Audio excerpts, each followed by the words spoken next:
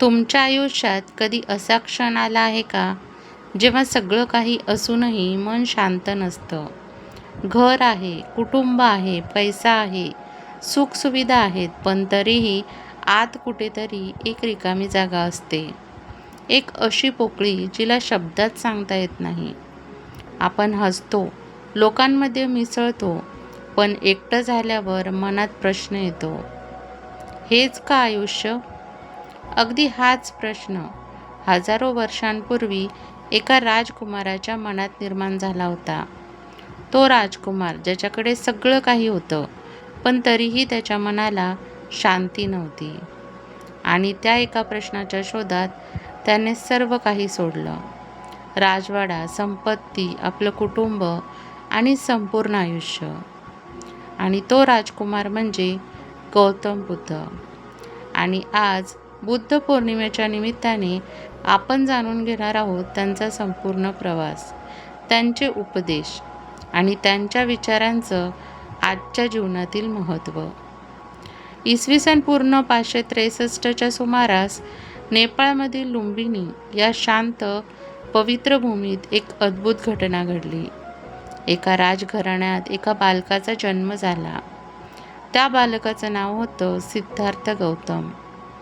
त्यांचे वडील राजा शुद्धोधन, आई राणी मायादेवी. जन्माच्या वेळी जणू संपूर्ण निसर्ग शांत झाला होता. पक्षी थांबले होते, वारा हळूवार वाहत होता आणि त्या क्षणी एका ऋषींनी भविष्यवाणी केली, हा मुलगा साधा नाही, तो एक महान राजा बनेल किंवा संपूर्ण जगाला मार्ग दाखवणारा संत बनेल. हे ऐकून राजा शुद्धोधन विचारात पडले. त्यांना आपला मुलगा राजा व्हावा असंच वाटत होतं, संन्यासी नाही. आणि म्हणून त्यांनी एक निर्णय घेतला, मी माझ्या मुलाला कधीही दुःख पाहू देणार नाही. सिद्धार्थ मोठे होत गेले. त्यांच्यासाठी 3 भव्य राजवाडे बांधले गेले. उन्हाळा, पावसाळा, हिवाळा, प्रत्येक ऋतूंसाठी वेगळं सुख, नृत्य, संगीत, आनंद. त्यांच्या आजूबाजूला सगळं सुंदर होतं, पण एक गोष्ट नव्हती, सत्य. त्यांना कधीही दुःख दाखवलं गेलं नाही. आजारी माणूस नाही, वृद्ध नाही, मृत्यू नाही. त्यांचं आयुष्य एक सुंदर भ्रम होतं. त्यांनी लग्न केलं यशोधरासोबत आणि त्यांना एक मुलगा झाला, राहुल. सगळं परिपूर्ण दिसत होतं, पण त्यांच्या मनात एक आवाज येत होता, हेच का आयुष्य? एक दिवस सिद्धार्थने राजवाड्याबाहेर जाण्याचा आग्रह धरला आणि त्या दिवशी त्यांनी पाहिलं, एक वृद्ध माणूस, एक आजारी व्यक्ती, एक मृतदेह आणि एक शांत साधू. हे पाहून ते हादरले. त्यांनी विचारलं, हे काय आहे? आणि त्यांना कळालं, प्रत्येक माणूस वृद्ध होतो, आजारी पडतो आणि एक दिवस मरतो. त्यांच्या आयुष्याचा पाया हादरला. आणि चौथं दृश्य, एक शांत साधू. त्यांच्या मनात एक आशा निर्माण करून गेलं, कदाचित या दुःखातून मुक्तीचा मार्ग आहे. सिद्धार्थाने सर्व काही सोडण्याचा निर्णय घेतला आणि त्या रात्री सगळे झोपले होते. सिद्धार्थ आपल्या मुलाकडे पाहत होते. पत्नी झोपलेली होती. मनात खूप भावना होत्या, पण एक निर्णय स्पष्ट होता, मी सत्य शोधणार. आणि त्यांनी सरळ सोडलं राजपद, कुटुंब, संपत्ती आणि ते निघाले एका अज्ञात प्रवासाला.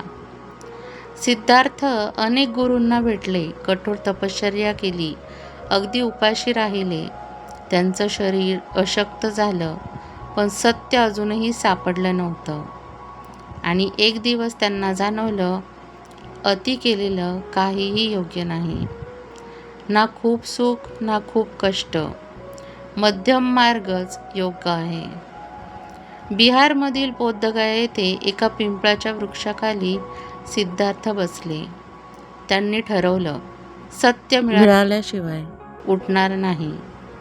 रात्र झाली, अंधार पसरला, पण त्यांच्या मनात प्रकाश वाढत होता. आणि पहाटे त्यांना ज्ञानप्राप्ती झाली. त्या क्षणी सिद्धार्थ नव्हते, ते बुद्ध झाले होते. बुद्धांनी सांगितले 4 आर्य सत्य. ते म्हणजे दुःख आहे, दुःखाचं कारण आहे, दुःख संपवता येतं, त्यासाठी मार्ग आहेत. त्यांनी 8 अष्टांग मार्ग सांगितलेत. सम्यक दृष्टी, सम्यक संकल्प, सम्यक वाणी, सम्यक कर्म, सम्यक आजीविका, सम्यक प्रयास, सम्यक स्मृती, सम्यक समाधी, हे अष्टांग मार्ग सांगितले. एकदा एक भयंकर खुनी अंगुलीमाल, लोक त्याला घाबरायचे, पण बुद्ध त्याच्यासमोर शांत उभे राहिले होते आणि त्यांच्या एका भेटीतच अंगुलीमालचं पूर्ण आयुष्य बदललं. बुद्ध पौर्णिमा हा दिवस 3 मोठ्या घटकांचं प्रतीक आहे: जन्म, ज्ञानप्राप्ती आणि महापरिनिर्वाण दिन. आजच्या काळासाठी संदेश हा आहे: आज आपण तणावात, स्पर्धेत, रागात जगतो, पण बुद्ध सांगतात, शांत राहा, करुणा ठेवा, स्वतःला ओळखा. जर तुम्हाला आयुष्यात खरं सुख हवं असेल तर बाहेर शोधू नका, स्वतःमध्ये शोधा, कारण शांती बाहेर नाही, ती तुमच्या आत आहे. फ्रेंड्स, सर्वांना बुद्ध पौर्णिमेच्या खूप खूप शुभेच्छा. व्हिडिओ आवडला तर व्हिडिओला लाईक करा, चॅनलला सबस्क्राईब करा आणि बेल आयकॉन दाबायला विसरू नका. कमेंटमध्ये बुद्धं शरणं गच्छामी नक्की लिहा व व्हिडिओ शेअर करायला विसरू नका. व्हिडिओ बघितल्याबद्दल धन्यवाद.